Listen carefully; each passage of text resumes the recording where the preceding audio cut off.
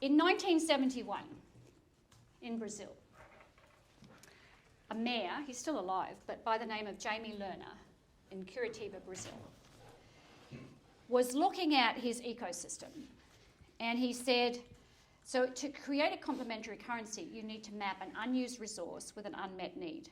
Unused resource with an unmet need.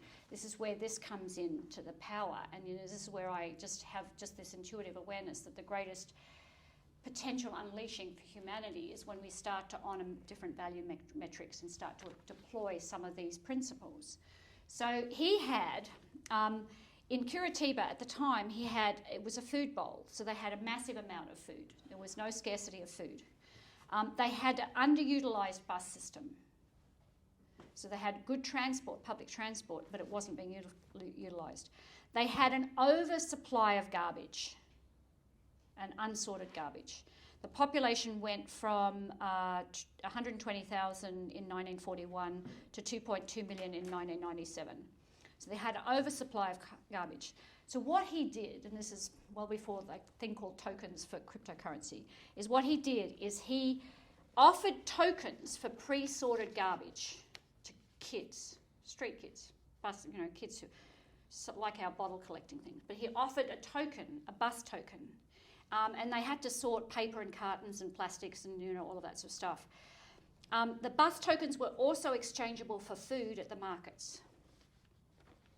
And they got the schools involved in the garbage collection through the supply of notebooks. So over a 3-year period, this is a complementary currency. There's no cash involved in it. Well, to create some of the mechanisms, there might be a little bit of a cash cost. But essentially, this was an initiative that cost the local community very little money. Over a 3-year period, 100 schools traded 200 tonnes of garbage for 1.9 million notebooks. The paper recycling component alone saved equivalent of 1,200 trees per day. 62 poorer neighbourhoods exchanged 11,000 tonnes of garbage for nearly 1 million bus tokens and 1,200 tonnes of food. Eventually, 70% of Curitiba was involved in these programs. There was no raised taxes, no bonds issued, no reliance on charity, no loans from the government, the World Bank or the IMF.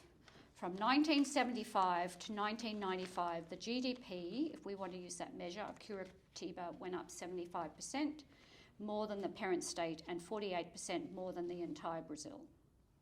The average Curitiban earned more than 3 times the country's minimum wage as a result of that program. That's a complementary currency. That's percent